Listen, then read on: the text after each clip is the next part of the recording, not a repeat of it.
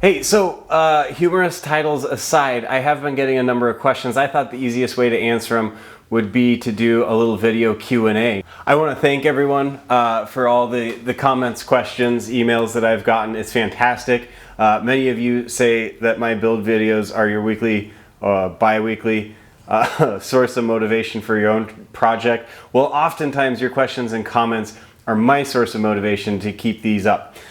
So thank you. Straight to it, the number one question I've been getting asked lately, are you going to be at Oshkosh? The answer, no. That was easy. Next question. No, but seriously, the answer is no. I will not be at Oshkosh this year. This is just a blank piece of paper. Few reasons. First and foremost, I have felt the need to keep my resources focused on this project. Perfectly transparent, that's time, that's money, that's everything, energy. I just don't really have the ability right now to put everything down and fly all the way across country. Now, there are other things going into that answer. Ultimately, I feel like the true Oshkosh experience is flying in, and this ain't gonna cut it right now. And so without this, currently at least, the only other option I have is to fly in commercial. And honestly, that just seems really difficult to me. Organize the ground transportation, figure out where to stay, all of that. I likely will, my first experience at Osh will be flying in GA, and that's sort of the way I want it to be and the way I feel like I want to experience it. So that may very well mean that my first visit to Osh is in the 7, and we'll talk a little bit about the timeline on that in a bit. I've been asked by a number of people, do you have an engine for your plane yet? I do. I announced it a while ago, but it's been a while since I talked about it. I am very excited. I have signed up with Continental Engines. I'm putting a Titan 370 in here with a host of features. I cannot wait to start talking about it more and to go over it. Obviously, it's not real pertinent right now as I'm still waiting through all of the avionics. I'll be excited to get that portion of the project wrapped up over the course of the next weeks and months. Of course, we're getting close to the first power up and turn on of that, but it'll keep going and giving me plenty to do, I'm sure of it, for the next couple months. Then I've got a lot of other areas to focus on the plane, and hopefully early next year I'll be looking at hanging an engine. As that starts to roll around, we will have a ton of content on the engine itself, why I believe it's a fantastic engine, why I went with Continental, and I'm excited to do so. The quick answer to the question, absolutely. Engine's in the works. If anything, it's gonna be a little early compared to how long it's taking me to get ready to hang the thing. But that's better than having to wait for 18 to 24 months like I could have been had I not pulled the trigger quickly on that. A related update, I do also have a prop. It should be here within a matter of days. I don't know where I'm going to store it, but much like the engine, I wanted to get my foot in the door, my place in line, and hopefully get in before cost increase hit. Now, I'm sure plenty of you out there are aware there was a number of large-scale transactions in the propeller industries, and that had me a little worried about availability and pricing of propellers. So I bought one. I bought a 3-blade constant speed. That's what I always wanted for the plane. As many of you know, I'm very keyed in to the looks of things, and I think a 3-blade looks fantastic. But also I had heard so much about the smoothness of a 3-bladed prop that it really had me leaning in that direction. Constant speed versus fixed pitch, I heard, and I've heard forever, is going to be the number one performance increase, the best bang for your buck, and I figured why not start out with that in my plane. So 3-bladed constant speed from Whirlwind propellers. It's a composite prop. I'm very excited. I think it's going to look fantastic hanging off the front of this thing. Another purchase decision I get asked about a lot are the avionics. As you know, I'm well underway on putting the avionics in, but I still get frequent questions about why Garmin versus Dynon, Garmin versus Advanced Systems. I don't think that's a debate that's ever going to be put to bed, which is better, which has got more value, more bang for the buck. To me, it comes down a lot to personal preference. There is no runaway winner in the avionics industry. I think there's competing arguments for all of them. There are several reasons why I went with Garmin. I will quickly sum them up. Again, as you know, I'm very keyed in to looks, feel, user interface, user experience. I feel like Garmin just has the edge there. I do feel like they have an excellent product when it comes to user experience. That's major in my line of work. It's major with everything I've dealt with, and I appreciate it when it comes to the Garmin products. There was a time where I thought Garmin boasted a huge assortment of additional features, and I've had numerous discussions with other builders where they very politely sort of re-educated me on that. There are a number of things that I thought Garmin was alone in the industry for doing, and it turns out they're pretty ubiquitous when it comes to all the other sources of avionics. So again, I don't think there's a runaway winner, but for me, when I compared what I found to be small increase in price for Garmin, I saw a cohesive system. I saw a bunch of boxes speak in the same language. I did see some enhanced ability to flight plan and handle changes in flight plans that I really liked. I saw the user interface that I wanted, and I saw again a relatively stomachable price increase, and I said Garmin is, for me, the winner. And to be fair, there are aspects of, for example, the Dynon system I love, the modularity of that, the systems that they do put out, and how they are uniquely arrangeable, and I think it makes for a fantastic panel and a lot of flexibility. There are certain Garmin modules, units that I'm not absolutely fond of. The mode controller, for one, has always just sort of looked cheap and plasticky to me, sort of against what I like about Garmin and the top-notch look and feel. It seems a little out of place. It seems huge. It seems clunky, but here I am. Come on, come get it. Come here.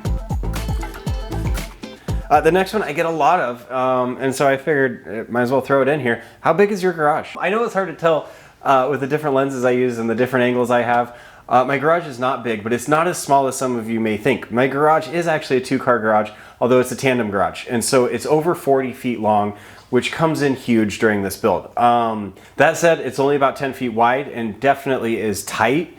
And there are things that I won't be able to do that you could do in a lot of 2-car garages. For example, put on the wings. The layout of the garage definitely has its strengths and it definitely has its weaknesses. I would not go any smaller. I would be really weary starting in a true 1-car garage. I think you'd outgrow that very quickly, though many have done it successfully. Again, it's about 45 feet long. Most of it is about 10 feet wide. It varies here and there. It's got just under 8-foot door on it, so there are things that I can't do, like I will not be able to wheel this out with the horizontal stabilizer on. If I put it on in the garage, I gotta remove it and then reinstall it back at the hangar. It's small, but it's not that small. Again, the length offers a huge advantage in that I sort of have 2 portions of the garage, one for the fuselage, one to do fabrication work and store parts. And I'm lucky in that an RV has, as we all know, fairly short and stubby wings. And they're able to go sideways just in the front of the garage and sort of be tucked away, preventing me from having to store those. I will need a hanger soon. I will stay in the garage for as long as I can. I would love to hang the motor in the garage. I would love to hang the prop on the motor in the garage. I would love to get the tail surfaces on in the garage, but I, as mentioned, would have to take those off for transport. Vans has even suggested that I mount them, get those steps taken care of, and then unmount them, because putting them on back at the hangar will be a very quick process, but I will be doing it in an area that's far less comfortable than my own garage. I expect late this year or early next year to secure a hangar. I'm already working with the airport, and that will be first used momentarily for storage as I sort of have an elongated transition to a hangar, first freeing up some room here, then taking it as far as I can go, and then moving the whole project to the hangar sometime next year. Now, that is a perfect segue to what is the timeline of the build, and when will we see you in the 7 at Osh? Well, it's not going to be there 2024. I think we've established that. It's also not going to be there in 2025. That would be overly ambitious, and there's just far too much work to do. Now, that doesn't mean I won't be at Osh in 2025. If I can hitch a ride, I would be glad to go, and that may be something I work on with some individuals I've been talking to. That's yet to be seen, but the 7 won't be there. It would be just me. Now, 2026, I would love to have the plane finished. I have some plans to have it at Osh 2026. These are flexible plans. I by no means will rush through this project by putting a deadline on it, but I do want to plan for the future, and that includes having the plan out of phase 1 and over at Osh by this time in 2 years, which I think is a reasonable goal if things align. If they don't align, it's flexible. I can reschedule. But for now, I would love nothing more than to unveil this plane for everyone to see at Oshkosh in 2026. So how do we get there? Well, I got the avionics. I got to get that wrapped up. Once that's wrapped up, I got some skins to put on and some finishing work around the fuselage, like brakes and whatnot. And then I got to work on the canopy, which is going to take an exceptionally long time. I've been warned. That'll probably take me through late autumn, at which time I'm going to start gearing up to hang a motor on the front again sometime early next year. In the meantime, I still have work on the wings to do between the pitot tube, the lighting, and getting the bottoms of those skins riveted on. And if I could make room in the garage, I would love to do that. As also mentioned, I could try to get the tail surfaces on,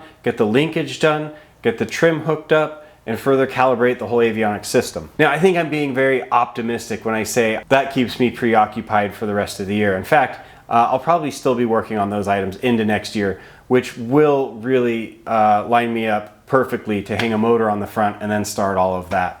From there, next year, we're moving it out to the hangar. We're getting wings put on. We're getting lighting hooked up. We're doing the glass work. And at some time, I would say probably third or fourth quarter next year, we're talking about doing an engine run-up. Between that and the ultimate goal of having this thing flying in 2026, we've got airworthiness.